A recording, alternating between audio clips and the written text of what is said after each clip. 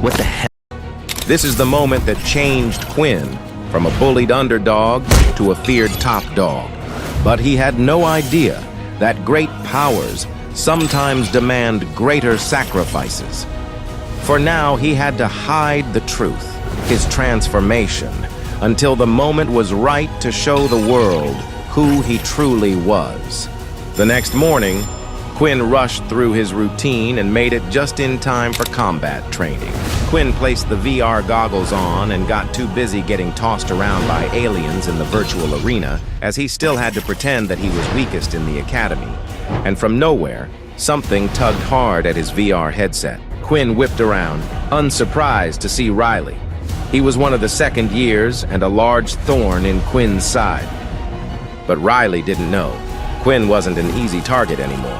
"Why are you hogging the training gear?" Riley sneered. "There's no point. Trying to train you is a complete waste of time. You should let the rest of the cadets here train.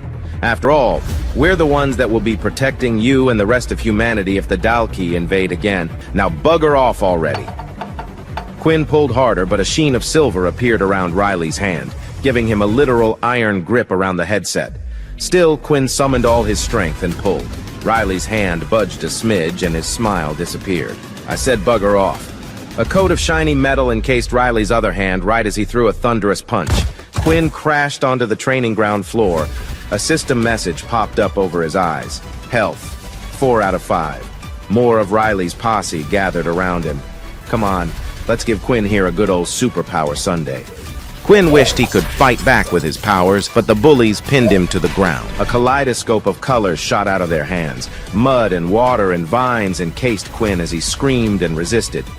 By the time they were done with him, he was trapped under a pile of colorless sludge, born from the elemental abilities of Riley and his posse. Everyone knew that Riley was one of Momo's lackeys, and Momo was the Duke's nephew, a third-year cadet with a tremendous ability. "Time to train," Riley called out to his posse. "Talentless Talon will be gone tomorrow. Even if he manages not to place last at the Apex trials, they'll be sending his weak home. Oh, wait, he doesn't even have a home to go back to." After class, Quinn headed to his mother's grave. His system blared with the same message over and over. Health, 1 out of 5. Replenish your health by eating food. Quinn wished he had a way to silence the useless system. It had done nothing for him so far. He took the train out of the military academy and back into the city, where he arrived at the cemetery. He laid out flowers by his mother's grave. "Today marks 8 years since you left, Mom," Quinn said wistfully. "I miss you every day." His mother had fought valiantly during the height of the Dalkee invasion, but she never returned. Quinn thought of the one thing that his mother left him: a dusty old grimoire with bony grooves and a steel lock. Days before joining the military academy, Quinn had managed to open the book. Rather than provide him with an ability, the book flew straight into his chest. When he woke up the next day, a so-called system had been installed within him. Quinn clutched his chest, remembering that fateful night. "Mom, what exactly is this system you left me? I get these messages and statistics, but what help is it to know that I have 10 points of strength and 5 points of health? Every day it gives me a quest, and every day I've been gaining some experience points. But what exactly does any of it mean? Other people are born with powerful abilities. Some of them are born with it. Others are born into families wealthy enough to purchase powerful ability books." Quinn sighed. "I thought the book you gave me would be an ability book. But instead you left with this system that hasn't given me any powers. Will I even become more powerful if I level up? Or will the system messages just get more annoying? I just wish you could give me some answers, Mom. Sometimes I wish you were still here so you could point me in the right direction." As the sun peeked out from behind the clouds, a message came up on the system. "You are being hit by direct sunlight. All stats will be halved." Quinn rolled his eyes. It was one of the many strange debuffs the system gave him. He had no idea why sunlight weakened him, but he felt it. His muscles grew weak and he felt like he was dying of thirst. He sluggishly moved his hand to brush the dirt off his mother's tombstone. "I made it to the military academy by placing first in the written test, but this is a place where abilities dictate everything. If I don't place within the top 16 of the military academy tomorrow, they'll expel me. I'll train as hard as I can for tomorrow, Mom, and I'll make you proud."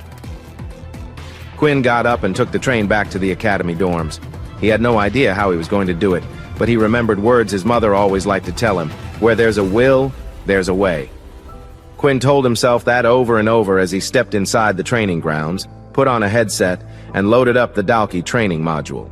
Fighting simulated aliens did not grant him any experience points, but he used it to hone his hand-to-hand combat. Using bare fists in a duel against superpowered humans was like bringing a snowball to a shootout, but Quinn repeated his mother's mantra: where there's a will, there's a way. Quinn's heart sank the next morning as he saw who he would be dueling against in the first round. With the Apex trials underway, all the cadets were notified of the tournament bracket. For many, the competition would determine how many levels they'd rise up since they enlisted in the military academy. For Quinn Talon, it would determine whether he still had a place to sleep. Quinn looked at the name next to his: Dan Elmwood. He was a second year and one of Riley's friends. It was just Quinn's luck that he would draw someone with a year's worth of experience in the military academy. He stepped into the military arena, a domed stadium that seated hundreds, elevated ringed around a circular stage where the cadets would face off against each other. The speakers blared out: Number 64, first-year Quinn Talon versus number 28, second-year Dan Elmwood. Quinn and Dan stepped up onto the stage. As Quinn set his eyes on his opponent, a system message popped up: Combat Quest, defeat Dan Elmwood, reward 20 experience points, and a random ability. Quinn's chest pounded. This was it.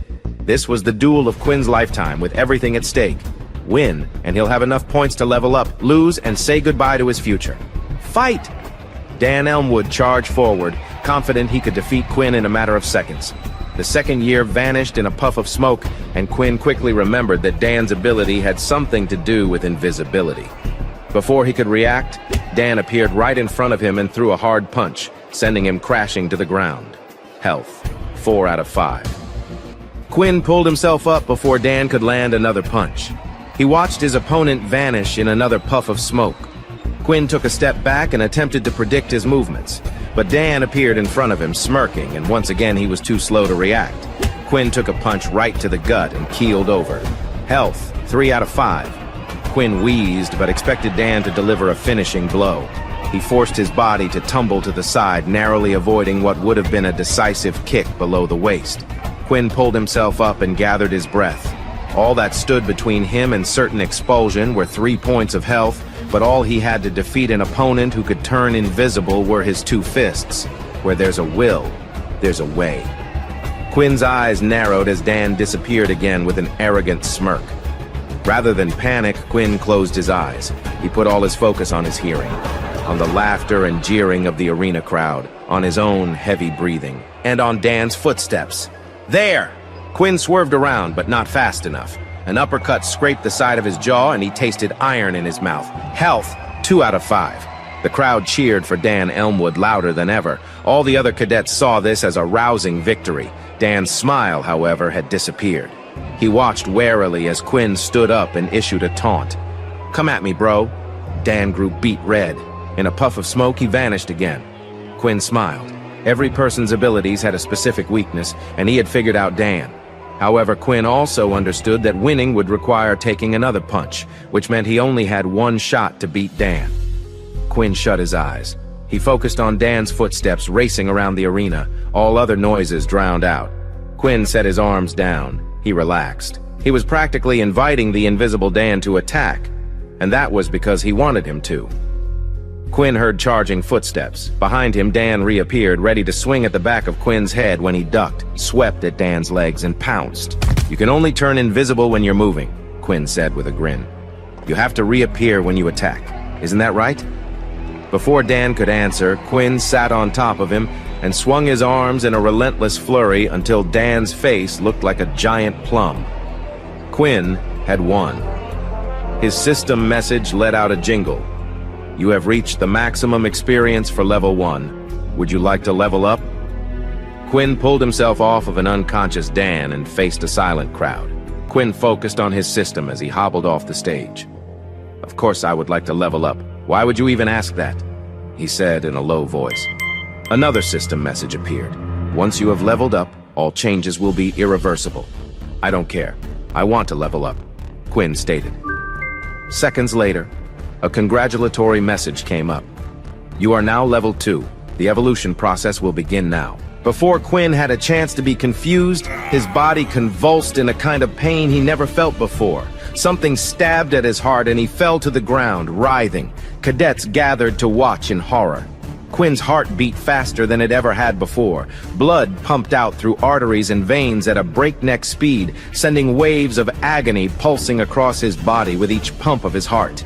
His mouth opened, but he stifled the urge to scream, afraid it would only terrorize everyone watching and get him eliminated from the Apex trials. Quinn endured the pain for what felt like a lifetime, but in reality, it had only been 5 minutes. When the torture subsided, he raced off to a locker room where he could gather his breath. He had more matches ahead after all. Just because he won against Dan Elmwood did not mean he was safe from expulsion. A message from the system appeared before Quinn's eyes. Congratulations, you have successfully evolved. You are now a halfling. Quinn knit his brows reading the message. He had no idea what it meant to be a halfling. He certainly didn't feel any different. The messages continued. Your stats have increased. In addition, you have unlocked a new skill. Level 1, Blood Swipe. Blood Swipe. The skill has a range of 5 feet. It will fire out a red line of energy from the user's hands. To use the skill, the user must use their own blood, causing -1 health point per blood swipe. Quinn couldn't believe his eyes. He had an ability. What a weird skill, he muttered. But nevertheless, leveling up had granted him a new way to fight. Quinn quickly munched down on a banana and some granola bars. His health bar was replenished to 3 out of 5 hearts. Soon it was time to face his second round opponent. Quinn stepped back out onto the stage. The speakers boomed. Number 64, first-year Quinn Talon versus number 14, second-year Riley James.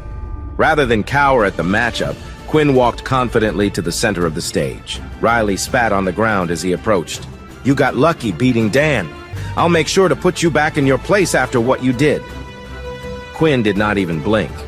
This is the top 32 of the Apex trials. I'll show you and the rest of the academy that I belong in the top 16. I belong to stay. Riley belted out in near maniacal laughter. You? Top 16? You're not even really top 32. The trials are just for cadets who want to rank up fast. You can't even begin to imagine how out of your league you are. You have no abilities, no skills. All you have is a dead mother to cry about. Quinn balled his fists. He boiled with anger. Right on cue, the speakers boomed. Fight! Riley's fists wrapped with metal. He charged towards Quinn, who swerved nimbly aside. Ascending to level 2 had increased his agility stat.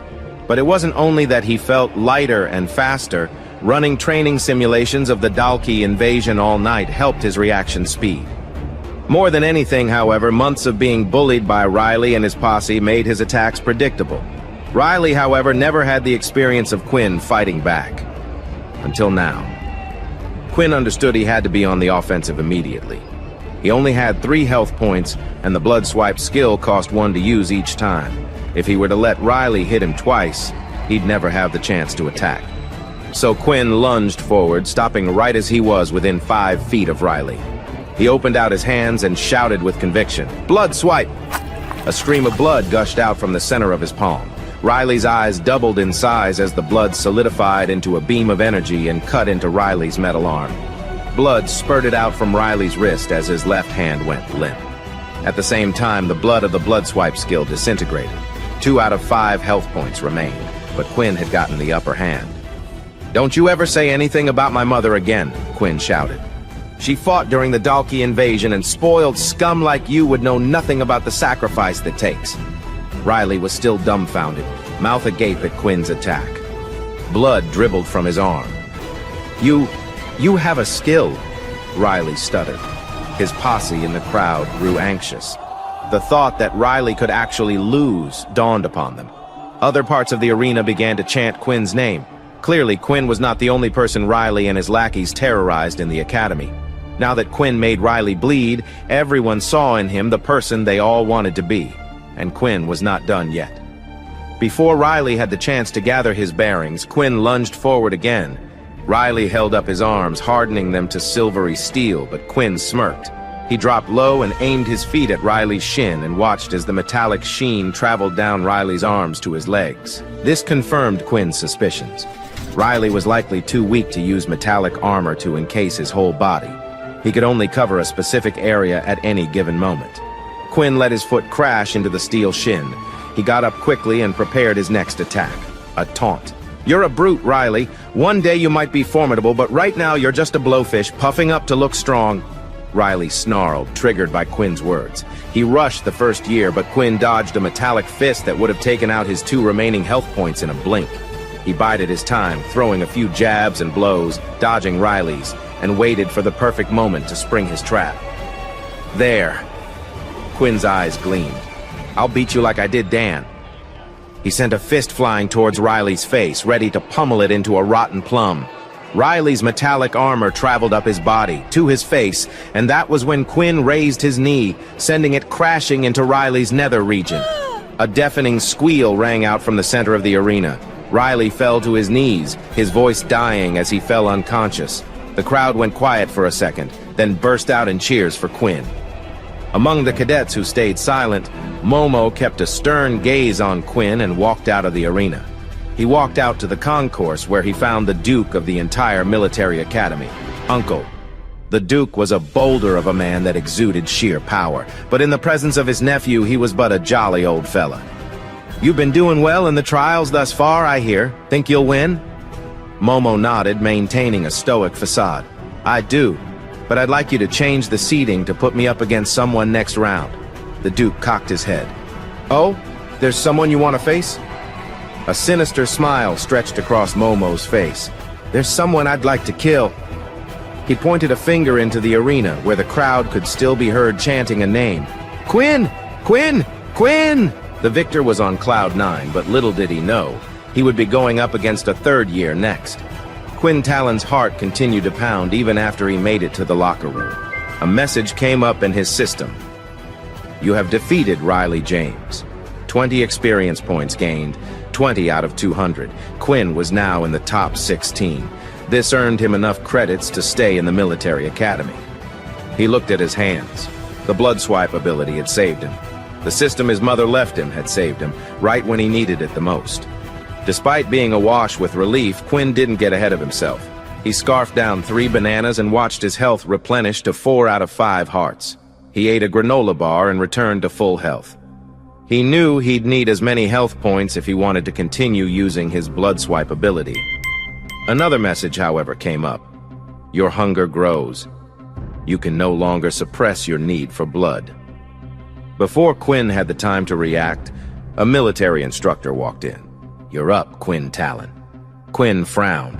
"What do you mean? I just fought." The instructor shrugged. "The 3rd round is beginning, and you've been seeded against the 1st seed."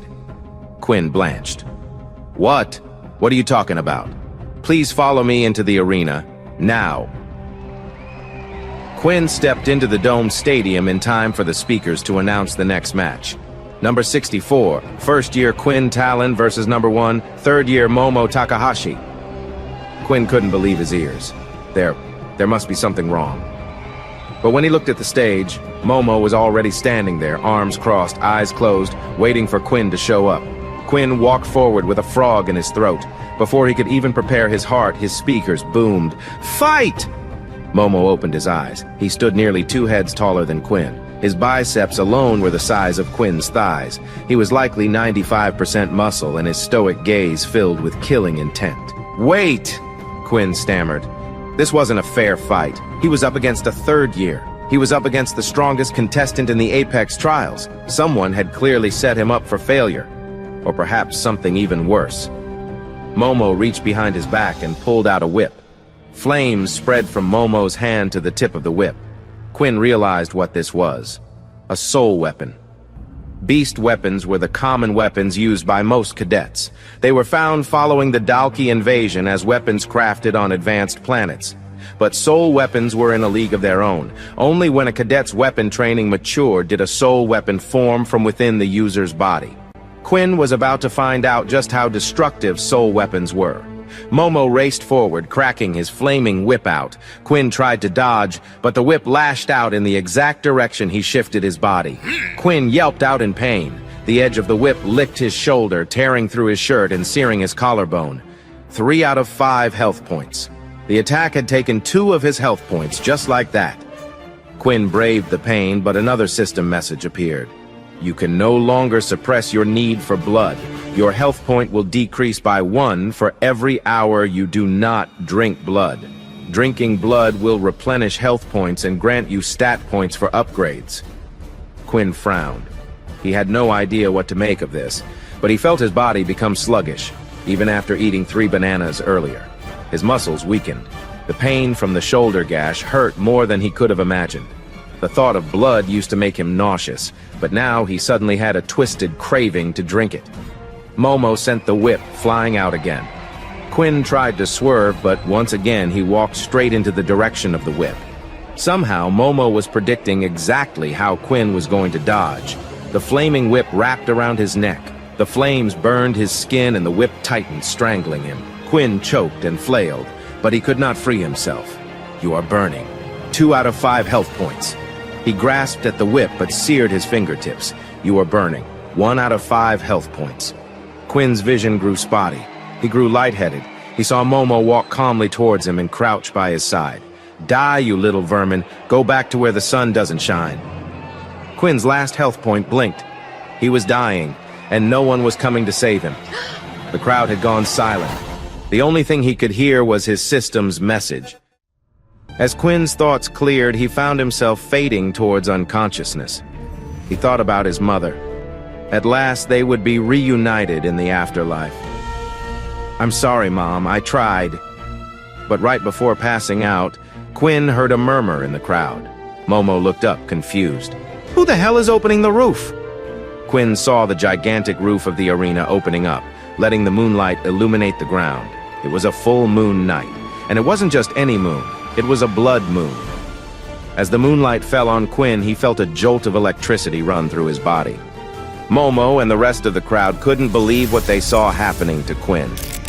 The system message chimed again. Congratulations! You have unlocked Blood Moon Fatality. What happened next? To find out more, listen to my vampire system only on the Pocket FM app. Click the download link below the video and start listening for free right now.